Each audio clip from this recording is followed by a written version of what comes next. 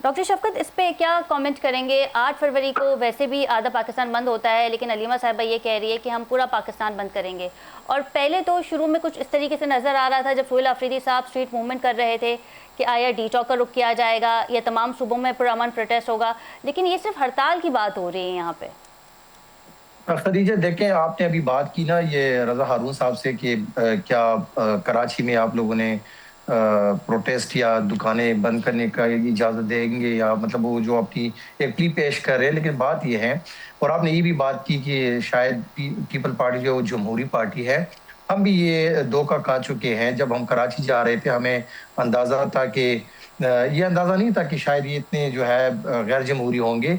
और मैंने बारहा हर टीवी प्रोग्राम में मैंने ये कहा था कि पीपल पार्टी कदरे जो है मुस्लिम लीग के जमहूरी है, और उन्होंने हमें वेलकम किया, ये वो।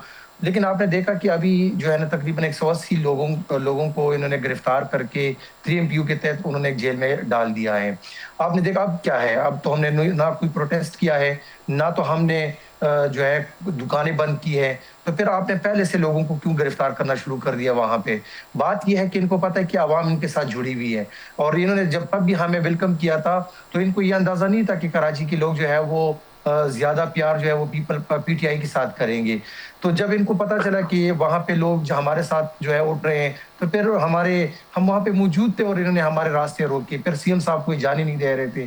फिर उसी टाइम पे हमारे लोगों को गिरफ्तार करना शुरू कर दिया, और जब हम आ गए वापस, तो तब से लेके आज तक वो सिलसिला नहीं, उनका जारी ये है। कहना था कि अगर बात रोका अब ना जाता तो 9 मई के वाक़यात की तरह सिंध में भी, कराची में भी कोई ऐसा वाक़या हो सकता था। 9 मई की वाक़यात अगर किसी ने की है तो इनके पास वीडियोज़ होनी चाहिए और लेकर आए। अभी भी हमें ख़दशा है कि ये जो है, मुझे यकीन माने आज किसी ने बहुत अच्छे एक बंदे ने कहा है कि इनकी एक प्लानिंग हो रही है कि 9 मई की तरफ वाक़या दोबारा जो है ना ये 8 फरवरी को करके दिखाएँ।